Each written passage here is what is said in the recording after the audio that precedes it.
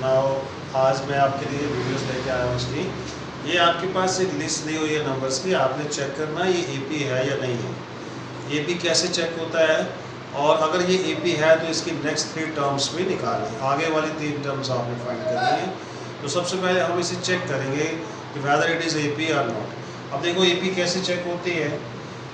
इसकी first term जो है वो है, फर्स्ट टर्म को ऑलवेज वी से ए, फर्स्ट टर्म को हम हमेशा ए मानते हैं, this is square root of 2। And the second term is, जो इसकी सेकेंड टर्म है, इस ए को आप फर्स्ट टर्म को ए भी कहते हैं या इसको आप T1 भी कह सकते हैं। T1 जो है दैट इज अ सेम चीज़ है, ए और T1 is the same things. Then T2 is आपकी है 8, ये सेकेंड टर्म है, और T3 जो है थर्ड टर्म जो है वो 18 है। नाउ द क्वेश्चन इज कैसे पता लगेगा कि ये एपी है या नहीं। हमें क्या करना है, सबसे पहले सेकंड टर्म में से फर्स्ट टर्म माइनस करेंगे। सेकंड टर्म क्या है बेटा आपकी 8 और इसमें से 2।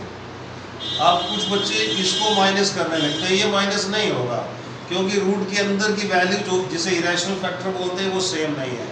प्लस माइनस करने के लिए ये सेम होना ज़रूरी है। अब कैसे इसका माइनस करेंगे, आप इसको ब्रेक कर दीजिए, 4 × 2 8 हो गया, 4 का स्क्वायर रूट आ जाएगा 2 और ये आ गया 2। नाउ दिस इज, अब आप इसे माइनस कर सकते हैं क्योंकि रूट के अंदर की वैल्यू सेम है, इनका ऑर्डर भी सेम है, तो वो ही कैन सब्ट्रैक्ट 2/√2 में से 1/√2 माइनस करेंगे, आपका ये आ गया। अब T2 - T1 निकाल दिया, इसी प्रकार T3 और T2 भी माइनस करेंगे। फर्स्ट 2 टर्म्स का डिफरेंस निकाला, आगे वाली 2 टर्म्स का भी डिफरेंस निकालेंगे। अगर ये डिफरेंस सेम सेम चलेगा तो एपी होगा, अगर सेम सेम नहीं चलेगा तो एपी नहीं होगा।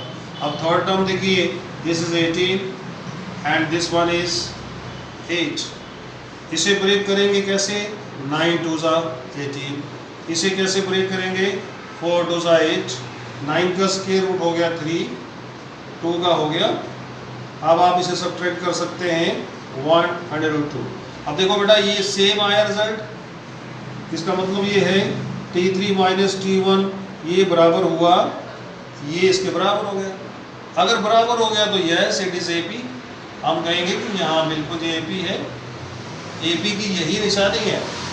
एपी कब होती है, जब इन फर्स्ट 2 टर्म्स का डिफरेंस, आगे वाले 2 टर्म्स का डिफरेंस, उसके आगे वाले 2 टर्म्स का डिफरेंस सेम सेम आना चाहिए, कॉमन डिफरेंस सेम होना चाहिए। कॉमन डिफरेंस सेम होगा तो आप उसको एपी कह सकते हैं, तो हम बोलेंगे यस इट इज एपी।